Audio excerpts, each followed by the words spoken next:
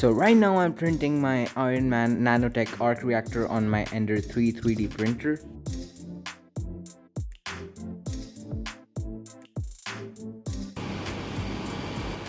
And now it's almost done.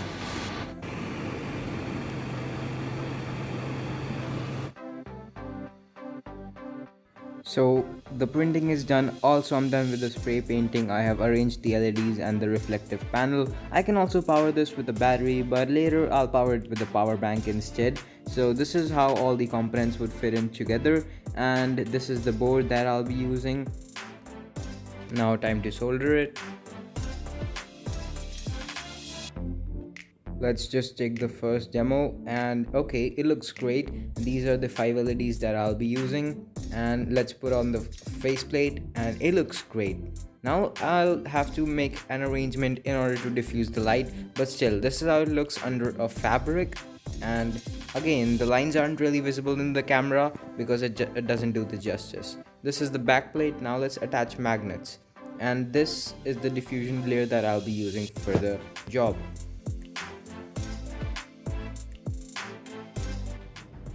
So guys, finally here it is.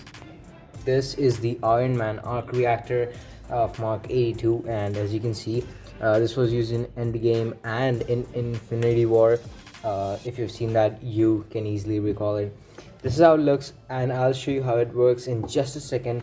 So first, let's open it up. Let's turn it over and remove this part, and it reveals all the LEDs and all.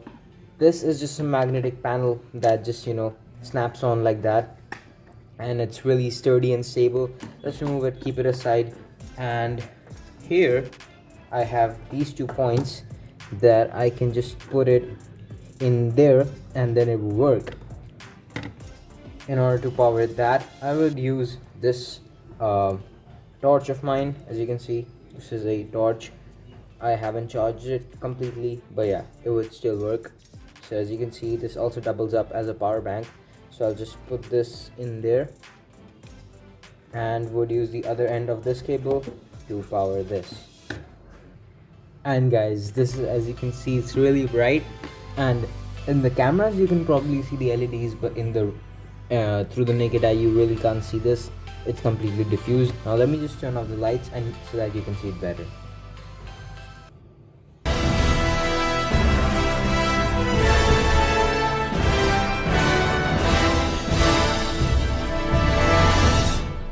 So as you can see, this is how it looks. Really amazing, movie accurate. And now let me just wear it real quick. For that, in order to wear this, first you take a t-shirt and then disassemble this just like that.